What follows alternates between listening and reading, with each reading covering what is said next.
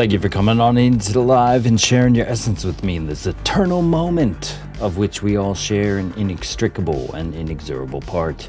Thank you for doing your part, for coming on in each and every day, and we'll do the same without wasting a single second of your time. Bada bing, bada boom, we go into the charts.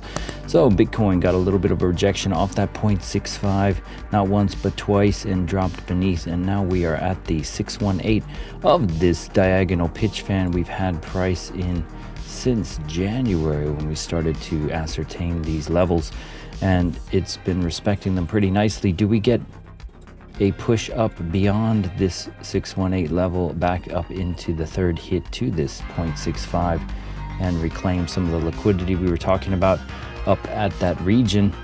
We have to go take a look at the liquidity to find out. How do we do that? We use high block capital for that, and this is something that costs a pretty penny every month, and we bring it to you free each and every day. So hit that like if you haven't already. What is high block? It's when people lock their liquidity into the charts to get burned to a crisp by the market maker for not using a stop loss, and we get to see where those liquidation levels are. So let's do it now. Crispy characters getting burnt to a crisp, where are they at?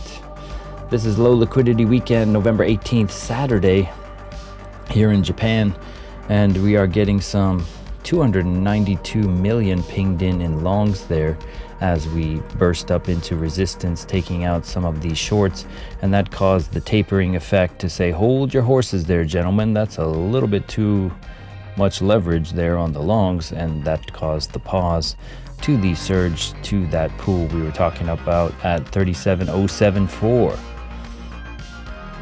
So they came all the way up to this 36.9 region, taking out a fair amount of shorts. Fatality.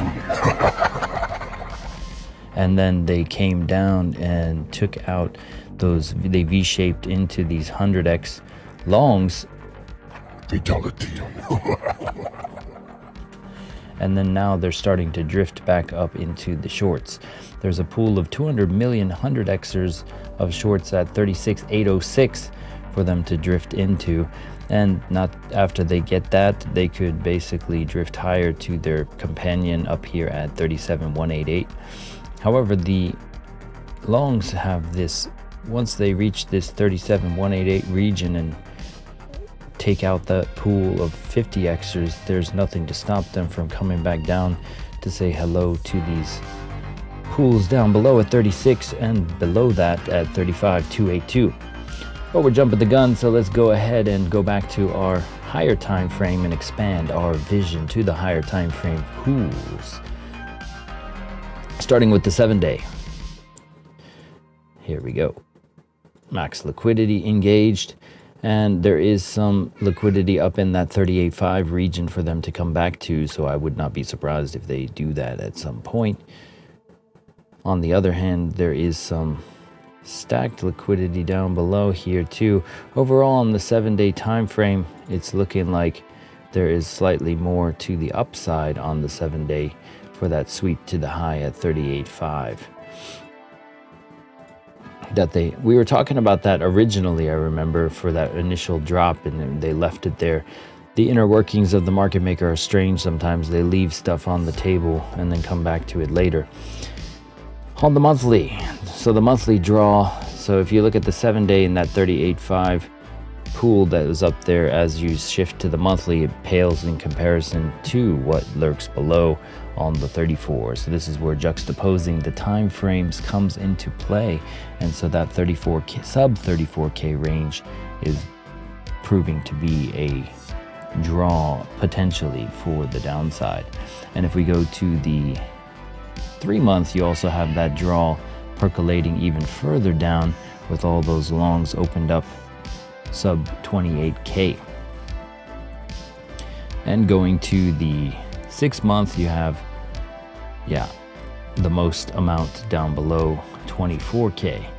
And going to the highest time frame, 2 years, you see the largest pools sub 24K that have been left untouched since August. And all of the pools above and below are pretty much threadbare at this point, so they could induce however long they want because there's no rush to go either direction. And that's the thing, there's no rush to drop and there's no rush to go forward, so that's why we've been hanging out here since October 23rd, essentially ascending channel up from that time. So let's go ahead and go into our charts here where we were looking from the other day, yesterday. So yesterday we were talking about possibly coming up into this region for that liquidity grab slash golden pocket level at 37K. We did not do that, but interestingly enough, if we move this over, so far we got that dip and then we got that rise. So we got this level. Even if we move this over here, we can even move this over here, and it's pretty much so far so good, just time delay. If we go ahead and turn on our momentum here, link in the description for more, momentummaster.info. You can scroll down to features, toggle everything at your leisure, and read about each component from Bitcoin's bottom before we knew it was a bottom, the stochastic array, trend cloud, and all that fun stuff. So it looks like the hourly cloud is starting to be reclaimed here. We banged our head against it for a few hours here and then eventually reclaimed it. Had that cross up event on the hourly, and we've maintained those baselines. It got a little bit sketchy down here at that midnight hour for me at the hourly close, London close time. If we go into the 15 minute now, showing that 6 time frames oversold here, you would have gotten that dynamic alert to your phone telling you, yo, what do you want to do here around that London close time. And we were also in a region here. If we go back here and raise this up, we were down in the 0.65 retrace zone of this impulse. So would have been a golden pocket bounce potential. Let's start fresh and see where we can go from here. Okay, making our descent through the time frames, starting from the daily, although the 3-day should have closed 17 minutes ago, so let's see how the 3-day fared. 3-day made it just above that adaptive, showing that it's potentially reclaiming it as support. This last time we hit it, we were not so lucky in March of last year. So is this some sort of flip to consider going up into these liquidity pools in this region? Who knows? The 3-day baseline only starting to fade the thin boy baseline here. I call it the thin boy and the fat boy. So the thin boy baseline is your first thing you reclaim. Just like here, you reclaimed it and then crossed up, and then the rest was history on the 3-day. So if you reclaim on the opposite end of the spectrum, like if we flip this upside down, it's the same thing. You reclaim the thin boy and then the fat boy, and then it crosses up, and then it's no stopping that 3-day from cascading. So keeping an eye on that as we fade on that 3-day potential. And the money flow is above the RSI here, so this fatigue potential of the money flow is also something to look at.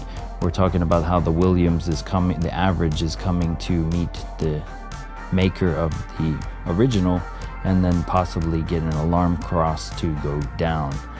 So the double top and why stochastics get pinned is there's more momentum indicators and things to monitor, not just the stochastic RSI. If we go to the daily KD lines come into a oversold region here. The money flow and the RSI at even Steven levels coming to potentially touch the 50, meaning it would come down. The Williams meandering around, considering whether to dump the suppression out or not. The Williams tends to suppress the stochastic, so whatever the Williams is deciding to do is what will cause this to rise or continue to get suppressed. Not at a level where I would long. It is premium levels here. Let's go to the 22. I'd like to see a healthy dump. That's what I would like to see. I'd like to see this be into a B, see you later kind of pattern. We're just waiting for that little bit of rise potential coming down into this, if I'm being honest. So the super trend on the 22 holding strong since that October 16th level. So we're still holding the super trend and the cloud on the 22, the KD lines at an ambiguous angle, the money flow beneath the RSI, hanging out at that 50 level, considering what to do. Ambiguous is the term. And the 12 hour also ambiguously holding an oversold position. Williams meandering around at that 50 level. Money flow also at even Steven levels at that 50 level. Not overbought or oversold. Hard to read. 6 hour also doing the same, holding. It's at a holding pattern at that 50 level. Everything at that 50 level. So it's like they put the pause on everything at that pause button. The hourly, the 4 hour also at that 50 level, everything at that 50 level. It's just kind of everything in this even Steven, hold your marks level. Now, we didn't look at the cloud on the 6 or the 12, so let's go back to that the cloud potential. So it's holding the cloud on the 12 and the 22, showing signs of strength. If we go to the 6 hour, the 6 hour is showing signs of weakness and wanting to come down to test the strength on that 12 hour one more time. If we look at the 4 hour also showing signs of weakness to test that downward path. So here's where you're starting to get that conflicting signal stuff. And then when there's conflicting signals, the best thing to do is just observe and see what is going on. You don't always have to be in anything. So the hourly getting overbought here and potentially reclaiming that cloud. So the hourly is looking to be overbought here. And does it go sideways or not? Now it's the weekend, and very rarely, only when we first came up out of here did the weekend we have some sort of pump. I believe it was here. So normally on the weekends we don't do much of anything, but here we had some weekend pump on a Saturday as we were rising, and then we did it again. Where was that? Back here? Yeah, we had a little bit of a rise up on Saturday and Sunday. So there are some upwards motions on the weekend, but basically you have a holding pattern for the weekend for the most part, and then they look to close out strong for the week close. So if you stay out of the markets on Saturday and Sunday, it'll generally reward you coming into the weekly close. Very rarely do you miss out on anything. There were times where there was dumps on the weekend, massive dumps. I remember one in particular from 50K. I'll show you that now real quick, just to show you how memory serves me correct. So let's see. It was over here.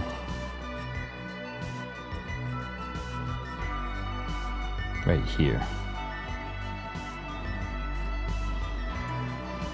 And if we go back to this one here,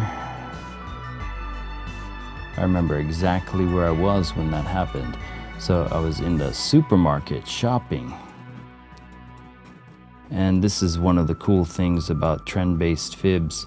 So I had a trend-based fib from this top down to this bottom to this top. And I was looking at, if we fail this 236, we could be coming down to that 42K region. And somebody was asking me like, how low could we go? And then 10 minutes later, we dropped down to that region.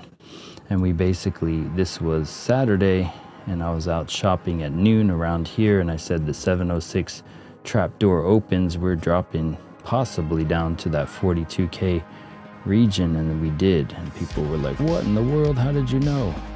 looks like I didn't know. The math knew where we were going. I didn't know. But yeah, sometimes you have these things happen on the weekend, but for the most part, the weekend is a pretty unvolatile place. So let's go back, reassess.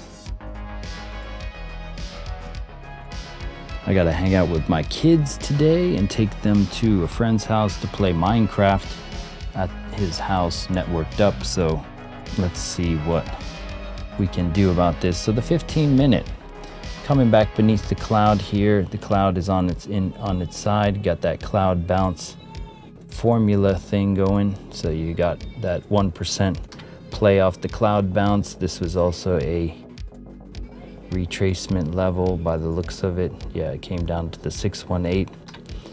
So trying to refuel up and hit these pools up above. Still needs to hit those zones, those fair value gaps, and this golden pocket region for me to be satisfied with this completion.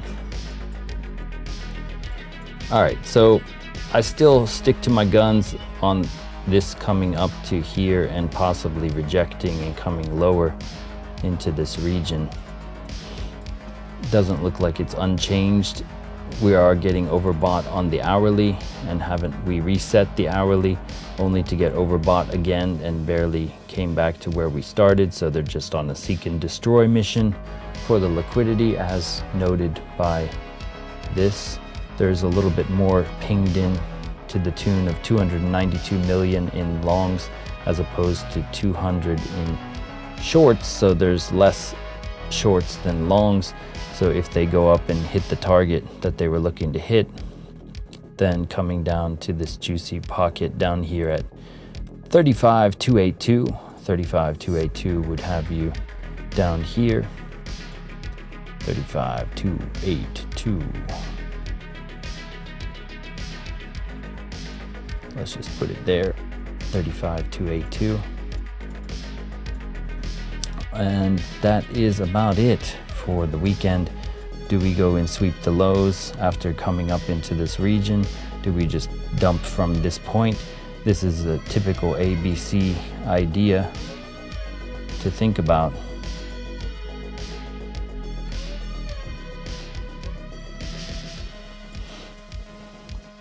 So that is about it. Let's go ahead and look at the total 3 and take any questions you may or may not have. Let's go ahead and do this in a deep retrace. We came down to the 786 for the alts. How are the alts holding up? Overall red for the week. A few things are green, but for the most part, everything bleeding out. In the last hour, H-bar seeing some interesting transfers. Doge, Near, Sheeb, Tia Tau, Rune, Gala, and so on. And let's go back here, look at the BTC Bitcoin dominance. Dominance making a little bit of a bounce, taking back the reins after the alt rally, which was short-lived. And the USDT dominance, people getting knocked into USDT but getting overbought, looking to put their money back in. If it breaks the range high, then you could be inbound for some. So as it stands right now, the USDT dominance is reclaiming this cloud. This means if it comes down to this cloud, very similar, whoops, I didn't want to do that. If it comes down to this cloud and kisses the cloud, then it could be gone, which means that if it maintains this cloud here on the 6 hour, that you could be in some pain for the trades if it knocks people into USDT. If the dominance rises, then this means people are going to be in a world of USDT tethered up pain as they get kicked into their trades.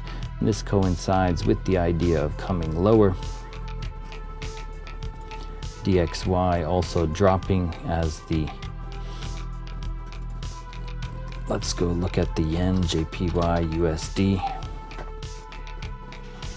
So we're getting that rise from that rocket ship that our friend Dingo pointed out.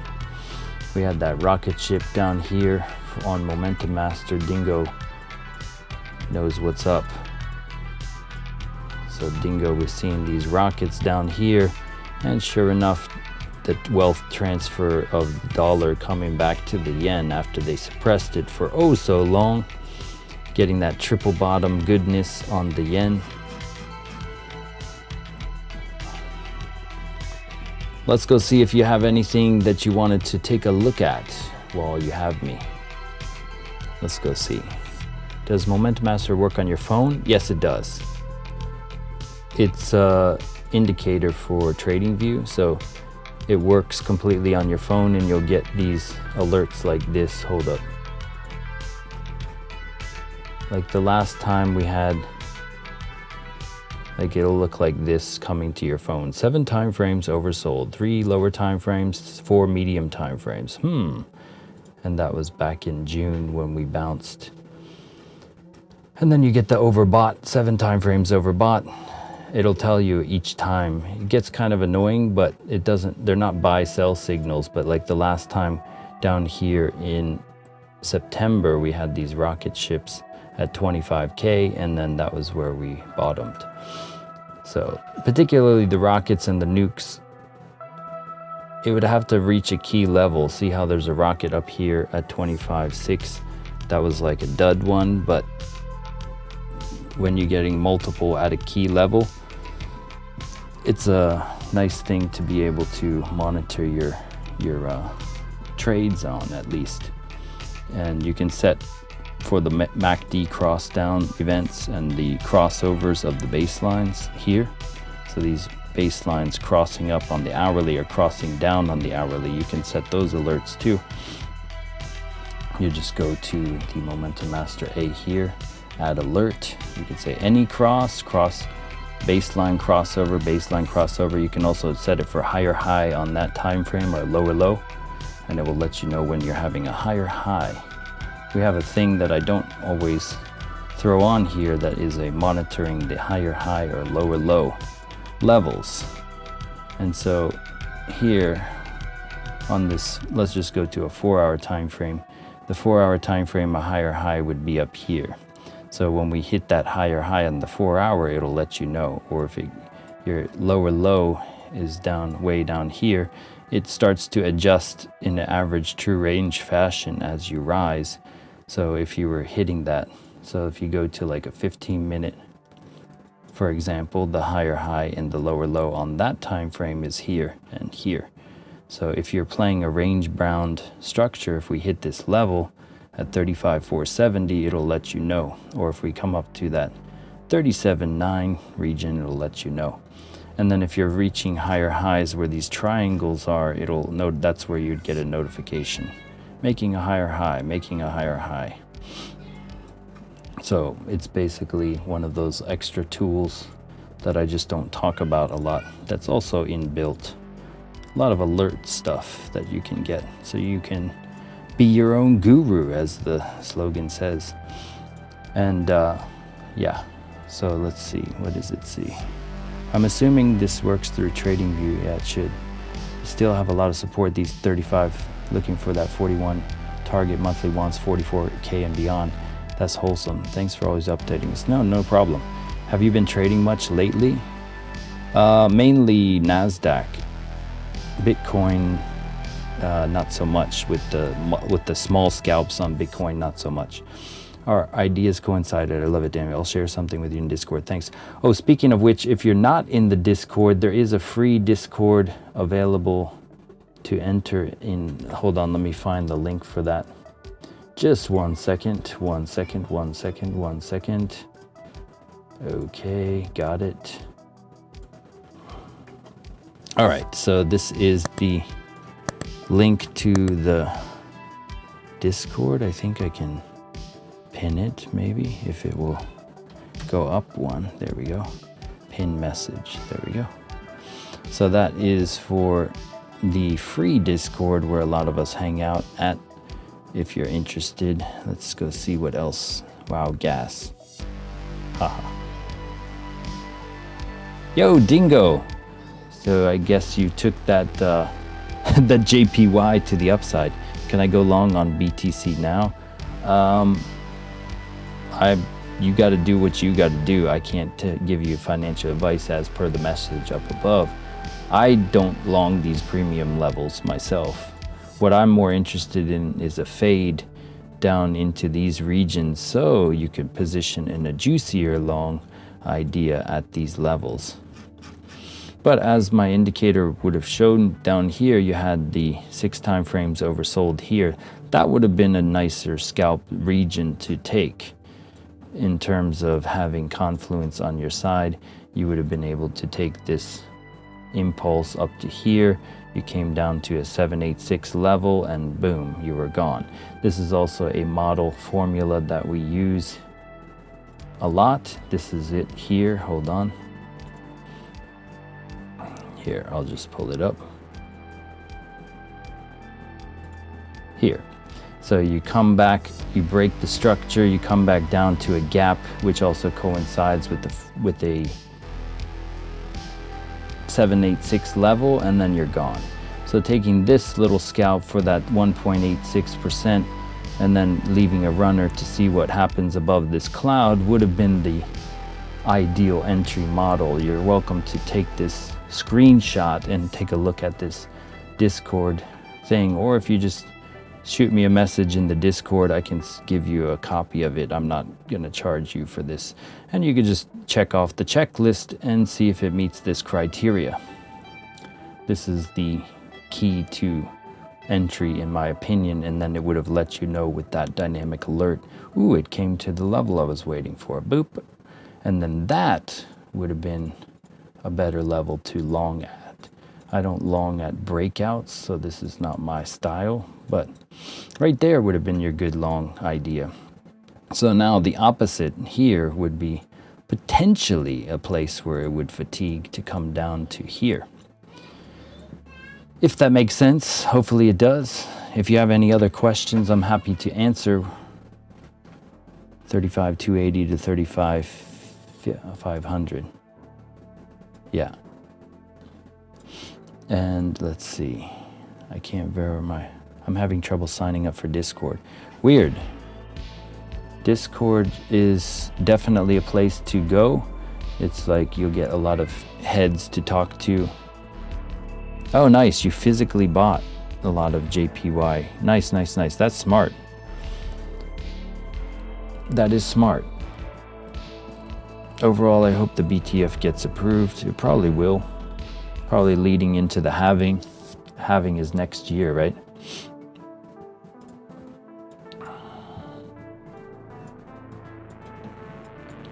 So as you see, it looks a little bit busy, but you can always turn off the history here. I like having the history on because I like seeing each point where it got oversold by what and what time frame. The diamonds are the medium time frames, the circle are the lower time frame. Obviously I know what it means because I made it, so it kind of makes sense to me. But here is where you have the quick guide in the Discord. It tells you what each of these means. The circles, at least 2 time frames oversold, the 5 minute, the 15, the hourly.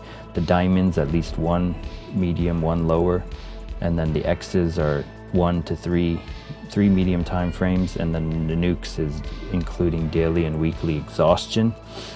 So it has, as the website says, the stochastic array is a never before seen formula which monitors 7 time frames of information considering over 32 different indicator values. Namely, the rockets are the most high probability thing you'll see, but it's more of a positional thing. So if you're using high leverage and stuff, you're gonna experience possibly some damage to your entry. But if it's a positional trade, like for example back here on Friday, the 13th was when we surged out, right? So if we go back in time, we'll go see how those rocket ship. I mean, there's the short I made has that too, but basically how we peeled out here needs to load. It's not loading. Not loading.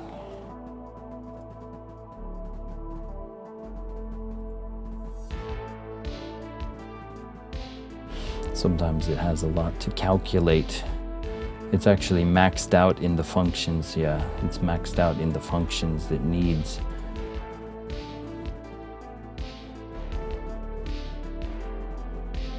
There we go. All right, so here.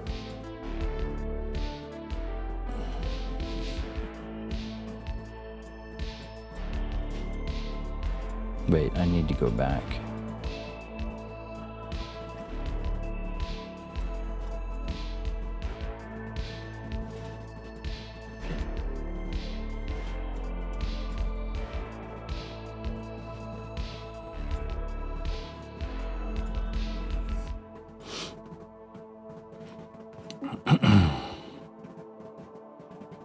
Weird. Sometimes it shows the rocket and it doesn't, but basically that 7, yeah, that lucky 7 is your rocket right there.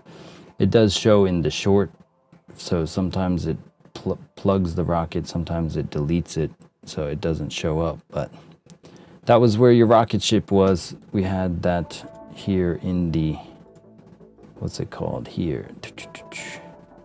Yeah, that one, down at 2509. And that's what it looked like on my phone, so that's the phone image. And then here, boop.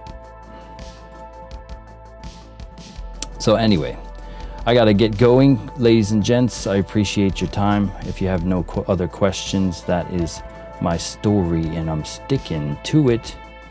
We are overbought on the 15 and the hourly, so we could come back first, kiss that cloud a little bit, see if it holds and comes a little bit higher to that point, which there might be a fatigue at that liquidity zone at 37K. We will see. And let's go see what's up. Danny will get you there. Nice. Yeah, the news is kind of a manipulative catalyst for price things to have. The price, yeah, the news, don't even pay attention to what it does. I don't even pay attention to what it was. I just pay attention to that there was news. And one way to do that is with forexfactory.com, and they'll let you know what folders are inbound, for example. And based on the orange or red folders only and what time they're released is what you need to worry about.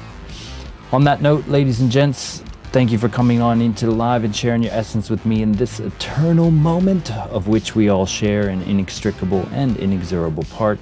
Thank you for doing your part, for coming on in each and every day, and we'll do the same, bringing the fire, the accuracy, the precision, all that fun stuff, and we'll catch you on the flip side.